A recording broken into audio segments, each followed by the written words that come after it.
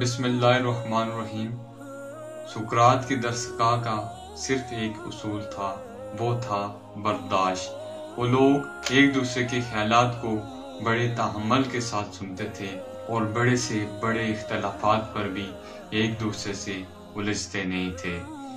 سقراط کی درسگاہ کا اصول تھا کہ جب کوئی طالب علم حد سے زیادہ اونچی آواز میں بات کرتا یا دوسرے سے لڑائی پر آتا یا جھگڑا کرتا، بدتمیزی کرتا، تو فوراً اسے درسگاہ سے نکال دیا جاتا تھا۔ سقراط کہتا ہے کہ برداشت کسی سوسائٹی کی روح ہوتی ہے۔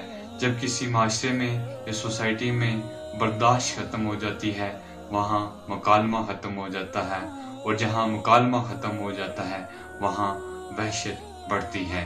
سقراط کہتا ہے کہ اختلافات، منطق، دلائل پڑھے لکھے لوگوں کا کام ہے، اور جب تک یہ فن پڑھے لکھے لوگوں کے پاس رہتا ہے، وہ معاشرہ، وہ سوسائٹی ترقی کرتی ہے، اور جہاں اختلافات، دلائل، منطق جاہل لوگوں کے پاس چلا جاتا ہے، وہ معاشرہ انارکی کا شکار ہو جاتا ہے۔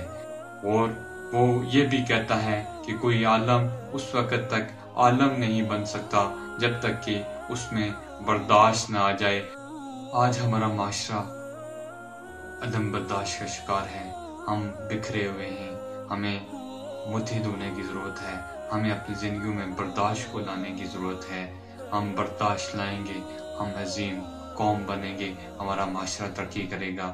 اللہ تعالیٰ سے دعا ہے کہ اللہ تعالیٰ ہماری مشکلات کا غائبانہ حل نکالے اور ہمیں اپنی زندگیوں میں برداشت پیدا کرنے کی توفیق نصیب فرمائے۔ اگر میری یہ ویڈیو آپ کو اچھی لگی ہے، میری ویڈیو کو لائک اور میرے چینل کو سبسکرائب ضرور کیجیے گا۔ اللہ نگہباں۔